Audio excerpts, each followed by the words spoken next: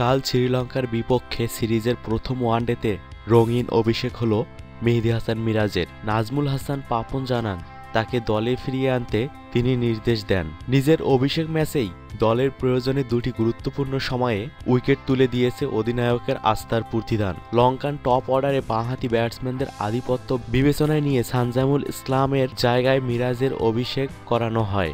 এরই মধ্যে 7টি test match খেলে ফেললেও মিরাজ জাতীয় দলের লাল সবুজের জার্সি গায়ে চড়ান এবারই প্রথম। টেস্ট সিরিজ শেষে দেশে ফিরে আসেন মিরাজ। তবে শ্রীলঙ্কায় উপস্থিত বিসিবি প্রধান জানান, তার নির্দেশেই পুনরায় দলে নেওয়া হয়েছে মিরাজকে। ম্যাচ শেষে সাংবাদিকদের তিনি বলেন, মিরাজকে তো আমিই নিয়েছি, আমিই তো নান্নুকে ফোন করে বললাম ওকে পাঠিয়ে দাও। নাজমুল হাসান পাপন আরও বলেন, আমি ওকে ফোন করে জানলাম ও খুলনায়, বললাম এখনই চলে এসো, শ্রীলঙ্কায় যেতে হবে। আসলে লঙ্কান দলে মানসম্পন্ন কয়েকজন বাঁহাতি ব্যাটসম্যান থাকায় আমরা মিরাজকে নিয়েছি। মিরাজের মাথায় বাংলাদেশ দলের ওয়ানডে ক্যাপ পরিয়ে দেন মাহমুদুল্লাহ রিয়াদ। মিরাজ তার রঙিন ক্রিকেটের অভিষেক দিনটিতে ব্যাটিং করেননি, বোলিং করেছেন দ্বিতীয় বোলার হিসেবে।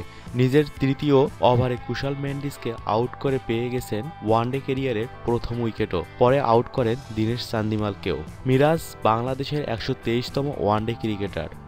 এর আগে বাংলাদেশ দলে সর্বশেষ একসঙ্গে অভিষেক হয়েছিল শুভাশিস রায়, তানভীর হায়দার ও নুরুল হাসান সোহান।